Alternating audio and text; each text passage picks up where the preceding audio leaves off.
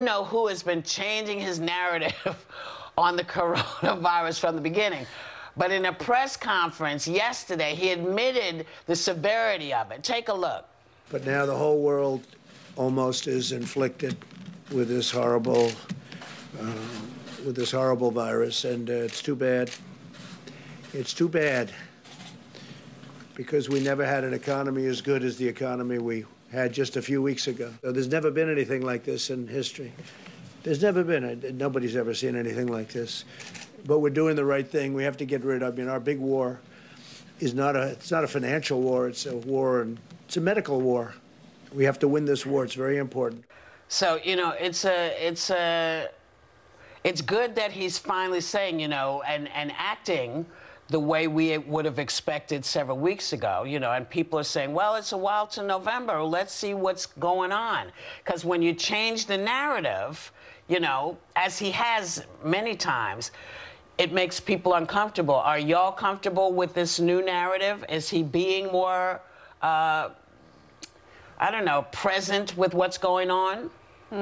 I tend to think that, again, anything going on right now, I'm not really locking into politicians, although we need them for a lot of the kind of the policies and things that we're going to do to handle the situation. I'm finding more comfort, again, in doctors and scientists. And I want reasonable, calm facts and information. Right now, I kind of felt really unified by Biden when he talked the other day. I wanted a little bit of hope, too, after something like 9/11, when kind of New York City specifically all came together. I'm looking for voices that are calming me down, but informing me, giving me facts, updating me as we go, and reminding us that we've gotten through so many things in the past, and we'll get through this one if we stick in it together. So I'm looking for messages of hope filled with information and fact. Well, I see that he's trying to change the narrative. You know, he's calling it a war. I think he really enjoys these war analogies, even though he never served, and even though he's this notorious draft dodger, he seems to want that sort of title, that glory.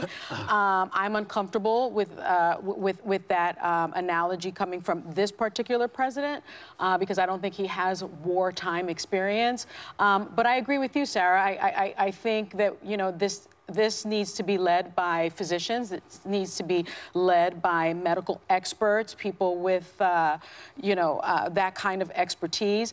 I think his response and the response from the administration was woefully inadequate. You had someone like Jared Kushner with no medical expertise sort of leading the charge, assigned with leading the charge. Mike Pence, who had a miserable history in Indiana, being assigned to lead the charge with Mike Pence with Indiana and the AIDS epidemic. And so for me, this flip-flopping and this mixed message that we heard from the administration was woefully inadequate and very, very late. And I think that the reason we're so behind in testing, the reason that we're so behind dealing with this pandemic is because this administration did not do the right thing. I mean, it's hard to take politics out of it. I understand the emotional craving to do that because it's such a scary time. You want to believe that everyone's on the same page.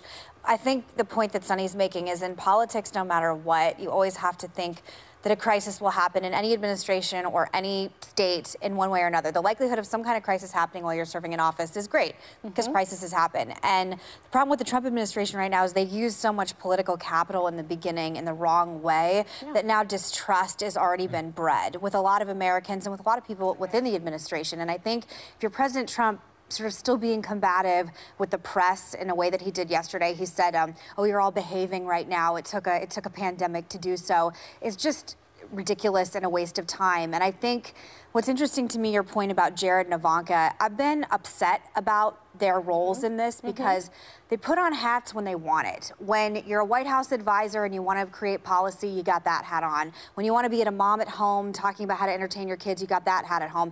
And I get, like, moms can do everything. I get it. It's not that she can't talk about being a mom at the same time, but I haven't heard anything. The three of us are raging about masks and ventilators. And by the way, this, you know what I was thinking about?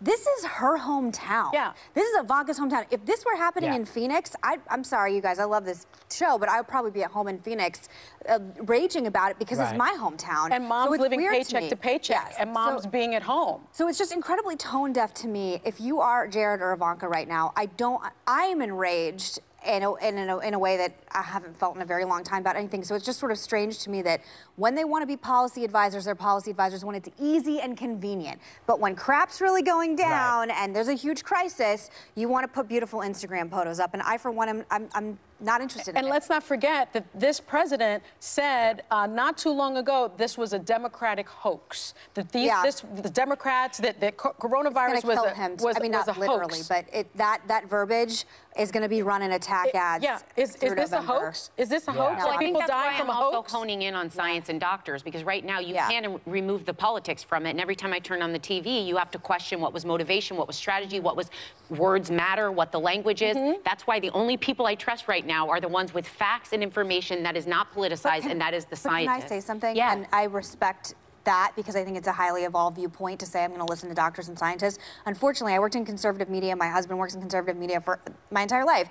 There are a lot of people that are only listening to Fox News on this and are only listening to the president. And I saw the tone in this country start to change. Again, we were raging about this for a long time. The tone started changing when Fox started changing. And so that, to me, is what's concerning for older people, where we have a harder time convincing them to take this more seriously. And I think there's actual videos on YouTube that you can look up right now if you want to see it. And it shows the metamorphosis between And I wish we had that. I wish we had that, because it is unbelievable when you saw some of the anchors on Fox News calling it a hoax, calling it all this stuff. And then there was this change. People like Brett Baer and Harris Faulkner have been, I had lunch with her right before this broke. Yeah. And I don't think she'd mind me saying this. She said it's incredibly serious and to take it seriously. But and others, you saw Sean Hannity, But people have to use their heads right now. Don't look to other politicians or just what you're seeing on the one channel you choose to watch. Read in on your own. This is, there are lives at stake. Lives at stake. I agree with you. I just think there are unfortunately a bunch of people in this country who have such a distrust of our media and our institutions that they only choose to listen to one network or another. And I think it has done a real disservice. And they listened to the president who called it a hoax, and their lives were at stake. Well, but the interesting thing about all of this is whatever channel you're watching, you're still watching from home. You're watching from inside your house because a pandemic has happened and you are stuck. And whatever side you're on, you understand that when you have leadership, you would not be stuck in your house. Sorry.